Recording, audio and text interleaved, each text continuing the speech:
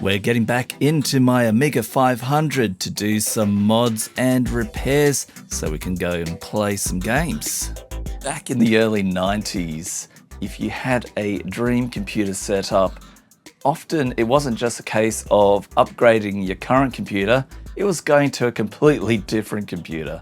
And I'd always hear about how these magic Amiga computers had better sound and graphics, way better than my Apple IIe, which I absolutely cherished. So yeah, $979 doesn't sound like that much in today's money, but back then I probably wasn't going to be able to convince my parents to spend what is equivalent to over $2,000 on just the computer on its own. And yeah, because you kind of also want the color monitor, which would add an extra $700 to it or so, which in today's money puts the computer over $3,000. Several years later, here I am with an Amiga that I bought last year for much less, and about the only accessory that I have for it is this Amiga power supply, because I kind of heard that, yeah, you can't really trust the old Amiga power supplies, so wasn't too fussed that this one didn't come with it, but it also didn't really come with much else. So I bought a bunch of mods, and let's go and get them in and play some games. So I could see my Amiga in glorious color. I went and bought this VGA to RGB adapter, which would have been alright if I had a 15 kilohertz monitor, as not even the OSSC could really use it properly. So I went and bought this SCART to RGB adapter, and that works quite fine with my OSSC. I also don't have any peripherals, so this will let me plug my USB mouses in, and I bought a real cheap gamepad. The last time we saw this computer, I had to take off the leaking battery, and I've bought a replacement that won't leak. I still want the floppy drive to be inside of the case, but I also want to use my GoTech and be able to choose which one is the main floppy drive, so all this should do the trick. Let's power it on and run some tests to see if it's still working. So yeah, first off, the sound.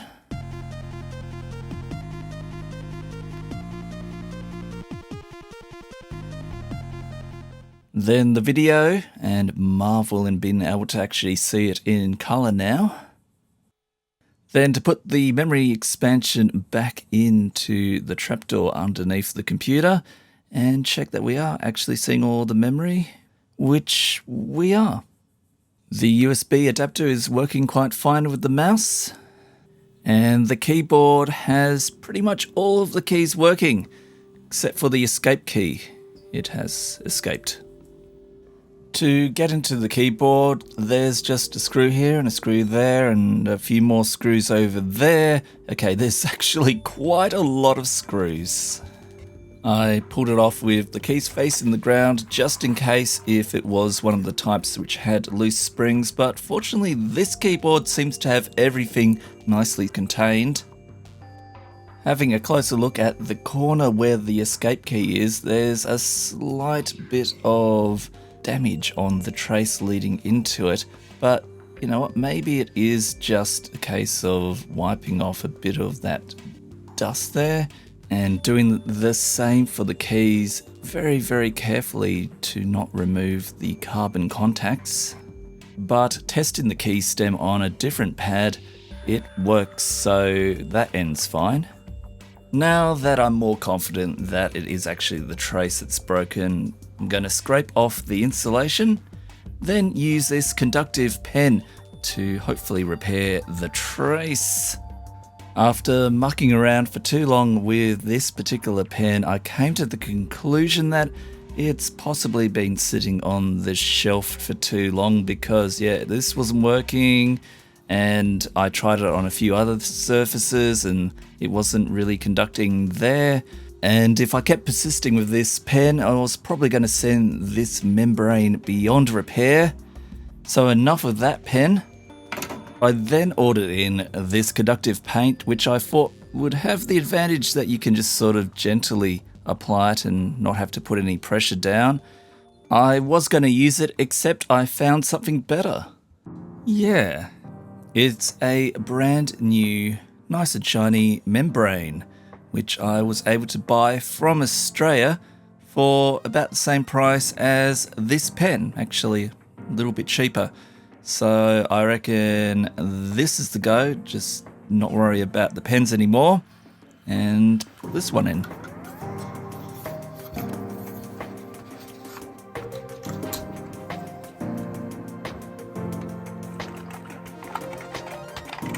And yes, all is working. Good times. Now to go put those screws back in. The clock battery mod is now attached, although I did have to put the capacitor out there because it was kind of getting in the way. With the memory expansion back inside of the trapdoor, let's go and see if this Amiga keeps its time. And yeah, I know it's not exactly the most useful feature nowadays, but hey. And after powering it off, it still has the time.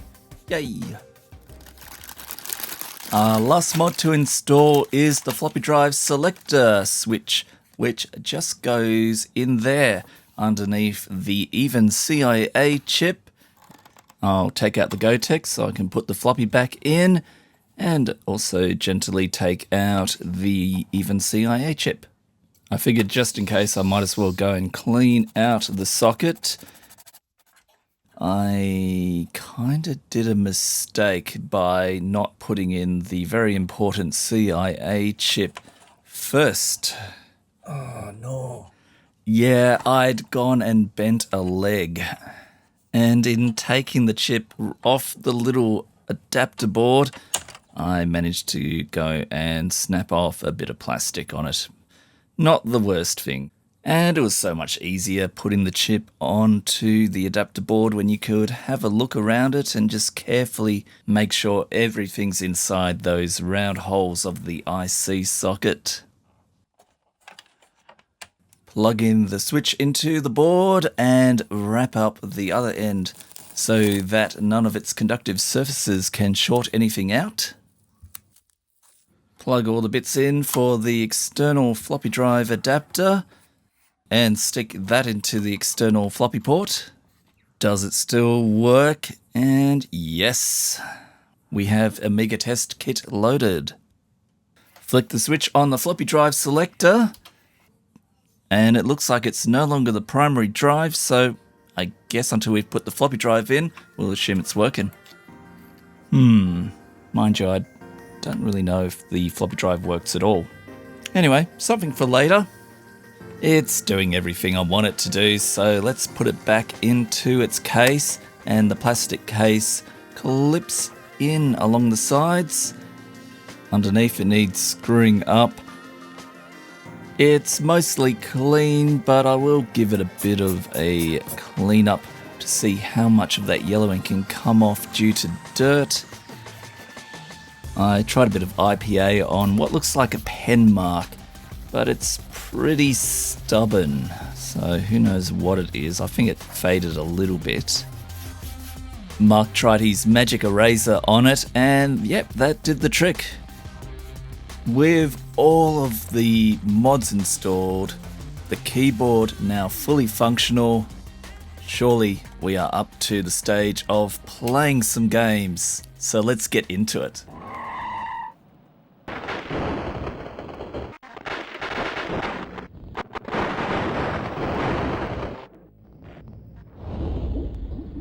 Another World. The first time I feel like I've played it in colour, at least in a very long time.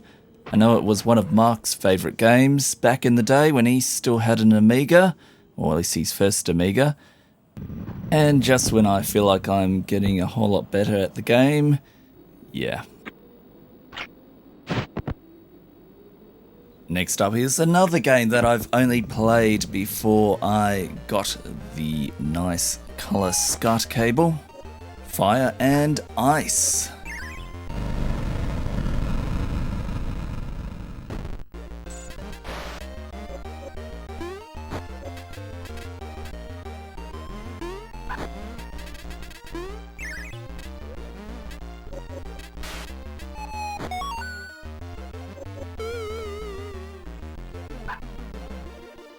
a game that requires at least 1 megabyte of RAM, so good thing I've got that memory expansion, The Addams Family.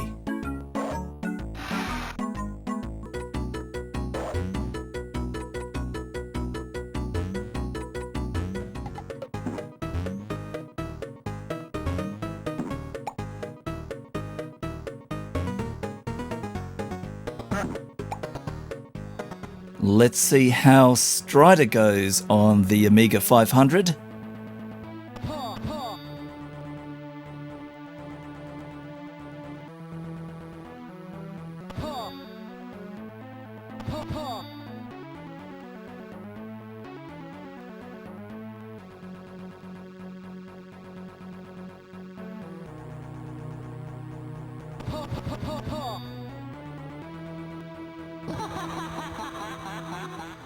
And another game which you'll find on a few different systems.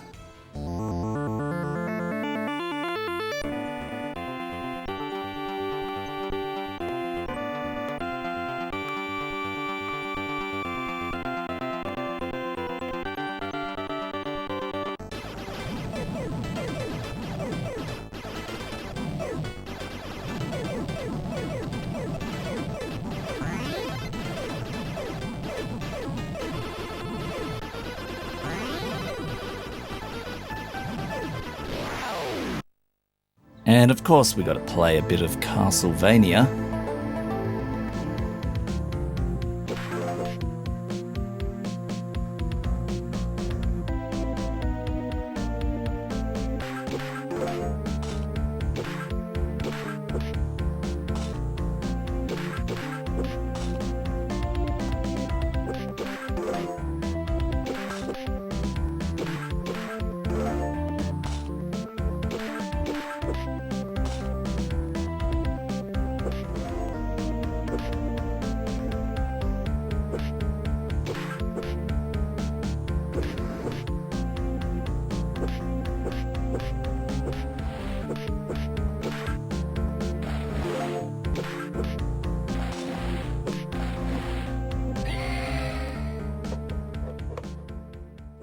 Yeah, those were some pretty sweet games.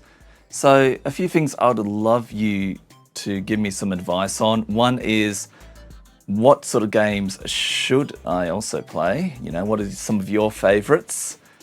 What else could I do with this machine, you know?